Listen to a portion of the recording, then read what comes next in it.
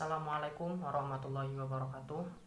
Alhamdulillahirrabbilalamin. Puji syukur kehadirat Allah subhanahu wa ta'ala yang telah melimpahkan rahmat, hidayah serta inayahnya kepada kita semua, sehingga pada siang hari ini kita dipertemukan dalam pembelajaran daring kelas manajemen pendidikan C tanpa suatu halangan apapun.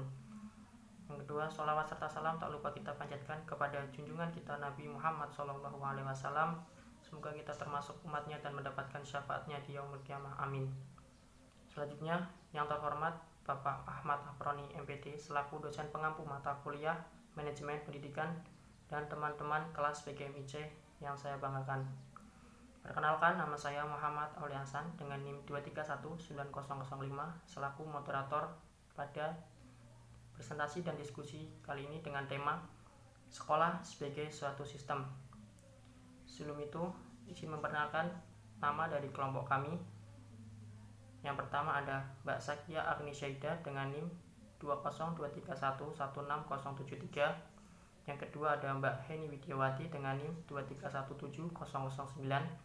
Yang ketiga ada Mbak Aisyatul Laili dengan NIM 2317144. Yang keempat ada Mbak Kirana Safira Ardita Asri dengan NIM 2318204. Yang kelima ada saya sendiri Muhammad Aulia Hasan dengan NIM 2319005. Dan yang terakhir ada Nandan Cahya Gnasi dengan NIM 2319009. Di tema kali ini ada 6 poin yang akan disampaikan oleh kelompok kami. Yang pertama, pendidikan sistem. Yang kedua, sekolah sebagai suatu sistem. Yang ketiga, input sekolah. Yang keempat, proses sekolah. Yang kelima, output sekolah. Dan yang keenam ada outcome sekolah. Selanjutnya, untuk poin 1, pendidikan sistem akan disampaikan oleh Mbak Heni Widiati. Wabarakatuh. Perkenalkan, nama saya Heni Widiawati dari kelompok 1 akan memaparkan materi tentang sekolah sebagai suatu sistem.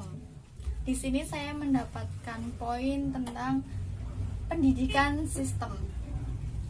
Tentunya kalian sudah sering mendengar kata sistem ya. Sebagai contoh, di dalam pelajaran biologi kalian sering mendengar ada sistem pencernaan ataupun sistem pernafasan dan sistem yang lain. Nah, bisa dilihat di PPT kami bahwa sistem menurut Oxford English Dictionary adalah sistem merupakan sekumpulan hal yang saling berhubungan atau saling tergantung sehingga membentuk suatu kesatuan yang kompleks. Suatu keseluruhan yang terdiri dari bagian-bagian yang telah disusun dengan teratur menurut skema atau rencana tertentu. Jadi, sistem itu secara umum bisa dibilang sekumpulan komponen-komponen atau elemen-elemen yang saling terkait antara satu sama lain, sama-sama berfungsi untuk mencapai suatu tujuan yang diinginkan. Apabila salah satu komponen saja tidak ada ataupun tidak berjalan sesuai dengan fungsinya, maka suatu sistem tersebut tidak akan berhasil. Seperti itu. Nah, di sini menurut Fata berpandangan bahwa pendidikan sistem itu terbagi menjadi dua, secara mikro dan makro. Nah, secara mikro tersebut ada input, terus setelah input ada proses pendidikan, di situ sudah ada bagian-bagiannya. Poin selanjutnya yaitu sekolah sebagai suatu sistem. Nah, di dalam sistem sekolah itu juga ada beberapa komponen. Yang pertama ada input, proses, output, dan outcome. Input sendiri bisa dibagi menjadi dua, yaitu ada SDM dan non-SDM. Adapun SDM terdiri dari adanya guru, peserta didik, kepala sekolah, maupun staf administrasi. Sedangkan yang non-SDM itu contohnya gedung, terus dana, fasilitas-fasilitas sekolah, seperti itu. Poin kedua atau komponen yang kedua ada proses. Nah, di dalam proses inilah yang bisa dibilang akan berpengaruh dalam output atau keluarannya, proses pembelajaran itu merupakan ujung tombak dari proses pendidikan. Jadi apabila di dalam pembelajaran tersebut salah metode, bisa jadi nanti outputnya bakalan berantakan. Jadi proses ini benar-benar harus dilaksanakan dengan matang agar tidak terpengaruh di outputnya. Nah, poin ketiga atau komponen yang ketiga itu ada output atau keluaran langsung. Nah, seperti yang saya singgung tadi, bahwa output ini merupakan keluaran hasil dari setelah proses pembelajaran. Tentunya output ini yang diharapkan sesuai dengan yang diinginkan oleh pihak sekolah ya. Tetapi tidak semua output itu bisa sesuai dengan hasil. Seperti tadi yang saya katakan, tergantung dengan prosesnya juga. Yang keempat ada outcome.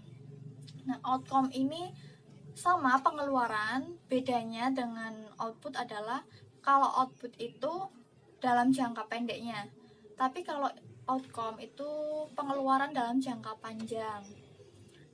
Jangka pendek tadi kan setelah lulus langsung bisa dilihat hasilnya, apakah anak tersebut memahami pembelajaran, mendapatkan nilai bagus, apakah dia bisa masuk ke dalam sekolah favorit, seperti itu.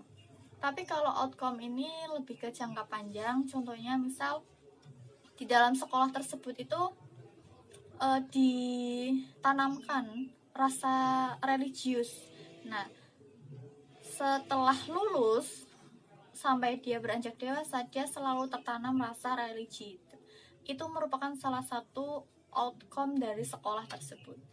Nah, itu penjelasan dari saya. Selanjutnya, poin selanjutnya akan dijelaskan oleh teman saya. Terima kasih. Oke, saya akan menambahkan materi di poin sekolah sebagai suatu sistem, yaitu ciri-ciri sistem. Yang pertama, terdiri dari banyak unsur. Yang kedua, masing-masing unsur memiliki peranan spesifik untuk mendukung fungsi keseluruhan. Yang ketiga, tersusun dalam suatu tatanan tertentu. Yang keempat, berproses melakukan transformasi dengan mekanisme tertentu. Yang kelima, antara masing-masing unsur saling mempengaruhi, ketergantungan dan berhubungan serta berkomunikasi. Yang keenam, tidak tergiur dari pengaruh lingkungan. Yang ketujuh, mempunyai maksud dan tujuan. Yang kedelapan, memerlukan masukan dari luar atau lingkungan, memiliki mekanisme kontrol. Yang kesembilan, mempunyai batas waktu. Assalamualaikum warahmatullahi wabarakatuh. Perkenalkan, nama saya Aisyatul Laili, NIM 2317144. Saya di sini sebagai pemakalah kelompok 1. Yang pertama yang akan saya bahas yaitu mengenai input sekolah. Apa itu input sekolah?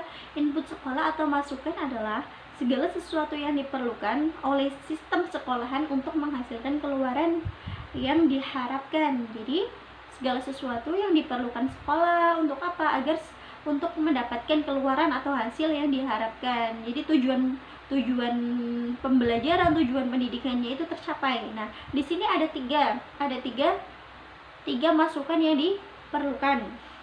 Yang pertama yaitu masukan baku. Masukan baku itu terdiri dari peserta didik dan karakteristiknya. Nah, sekolah itu memerlukan peserta didik.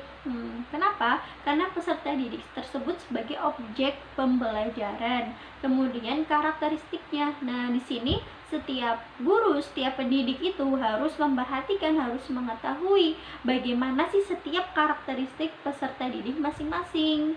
Jadi, dalam proses pembelajaran, guru itu tahu bagaimana dia akan mengajar, bagaimana dia akan menyampaikan materinya sesuai dengan minat bakat, sesuai dengan kemampuannya si peserta didik tersebut.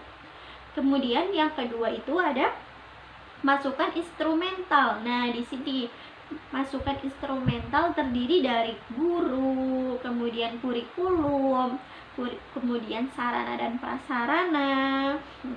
Nah, di guru sendiri yaitu jadi seorang guru itu diperlukan pada input sekolah ya. Nah, di sini seorang guru itu harus berkompeten bukan hanya dalam materi tapi juga dalam segala bidang. Nah, di sini guru itu bukan hanya mengajar ya, tapi mendidik, membimbing, memotivasi, memfasilitasi segalanya. Jadi semuanya itu apa yang diperlukan peserta didik itu guru itu harus sebagai, jadi semua yang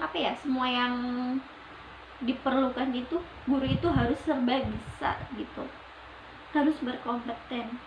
Kemudian ada sarana dan prasarana. Sarana dan prasarana yang memadai akan mempengaruhi proses pembelajaran. Jadi sekolah itu harus mendapatkan sarana dan prasarana yang lengkap. Nah, kemudian ada kurikulum. Nah, di sini adalah kurikulum 2013. Jadi yang dimana gurunya itu hanya mengarahkan, siswanya itu yang aktif. Jadi sarana dan prasarana ini juga sangat menunjang terkait dengan kurikulum 2013. Kemudian yang ketiga yaitu masukan lingkungan. Nah, dari luar itu ada masukan lingkungan dari masyarakat sekitar. Nah, untuk keberhasilan dalam pembelajaran, dalam pendidikan itu, jadi bukan hanya dalam lingkungan sekolah, tapi juga lingkungan sekitar, lingkungan nyata peserta didik, lingkungan sehari-hari peserta didik, seperti itu. Jadi dalam proses pembelajaran bukan hanya materi dalam buku. Kemudian ada proses sekolah. Nah, proses sendiri menurut Sagala itu perubahan dalam suatu objek, jadi tingkah laku, perubahan psikologis, seperti itu. Proses juga merupakan segala kegiatan yang dilakukan oleh sekolah, termasuk proses yang terjadinya di alami sekolah atau segala proses yang terjadi di lingkungan sekolah gitu ya. Mencakup apa aja sih proses yang di sekolah ini? Ada kegiatan pembelajaran, mengajar, pengelolaan sekolah, serta administrasi sekolah. Nah, adapun proses pembelajaran sendiri itu merupakan proses pendidikan yang mana suatu kegiatan itu yang berlangsung, yang mengaitkan antara guru, antara siswa, antara materi yang sedang diajarkan yang berlangsung sedang dilakukan itu sesuai dengan perencanaan yang telah dibuat oleh seorang guru itu. Makanya seorang guru itu harus bisa membuat RPP perencanaan sebelum mengajar gitu. Nah, RPP sendiri itu harus dibuat untuk gunanya apa? Untuk kelancaran dalam proses pembelajaran tersebut. Jadi pembelajaran yang interaktif, yang efektif, yang efisien itu tergantung dengan perencanaan yang dibuat oleh guru tersebut.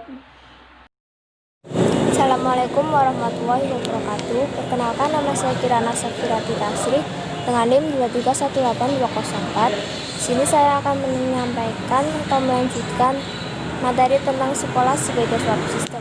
Yang pertama sudah dijelaskan pendidikan sistem. Yang kedua sekolah sebagai suatu sistem. Yang ketiga input sekolah. Kemudian saya akan menjelaskan tentang yang keempat, output sekolah. Output sekolah itu adalah hasil dari proses yang menghasilkan lulusan sesuai standar dalam sekolah tersebut dan dapat mencerminkan dari suatu mutu lulusan sekolah yang membuat kebutuhan sebagai kebutuhan masyarakat ataupun orang tua agar lulusan dari sekolah tersebut dicap baik atau sekolah tersebut baik untuk dimasukkan siswa yang lain. Mungkin segitu saja, bisa dilanjutkan oleh materi yang lain. Terima kasih. Wassalamualaikum warahmatullahi wabarakatuh. Assalamualaikum warahmatullahi wabarakatuh. Perkenalkan, nama saya Nandan Cahya Kinasi dengan NIM 2319009. Di sini saya akan menjelaskan materi terkait outcome sekolah. Apa sih outcome sekolah itu? Outcome sekolah merupakan keluaran tidak langsung yang menentukan berhasil atau tidaknya sistem sekolah. Nah, jadi outcome pendidikan sebagai suatu sistem yang dapat dicerminkan dari mutu lulusan sekolah dapat melanjutkan pendidikan ke tingkat yang lebih tinggi atau dapat bekerja. Nah, kemudian di dalam outcome sekolah ini terdapat bagian sistem sekolah yang meliputi input, proses, output, dan outcome. Nah, di mana manajemen kurikulum ini dijadikan sebagai pusat sistem sekolah yang terdapat bab 8. Kemudian manajemen kurikulum ini berlangsung secara efektif dan efisien, yaitu konsisten terhadap visi dan misi. Selanjutnya terdapat bab 9, di mana di sini itu meliputi pelayanan kebutuhan mengajar guru, pelayanan belajar siswa oleh guru, kemudian prestasi belajar siswa dan lulusan, dan yang terakhir pelayanan administrasi sekolah. Nah, keempatnya ini dilakukan secara efektif dan selektif. Nah, selanjutnya di dalam bab 9 ini juga terdapat input dan perencanaan serta evaluasi program sekolah, di mana perencanaan dan evaluasi program sekolah ini meliputi 3 poin, yaitu terdapat pelayanan kebutuhan mengajar guru, kemudian yang kedua pelayanan belajar siswa oleh guru, dan yang terakhir prestasi belajar siswa dan lulusan. Sekian, wassalamualaikum warahmatullahi wabarakatuh.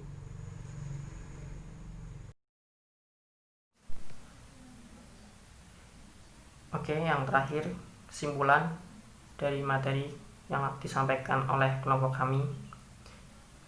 Sistem pendidikan merupakan jumlah keseluruhan dari bagian-bagiannya yang saling bekerja sama untuk mencapai hasil yang diharapkan berdasarkan atas kebutuhan yang telah ditentukan.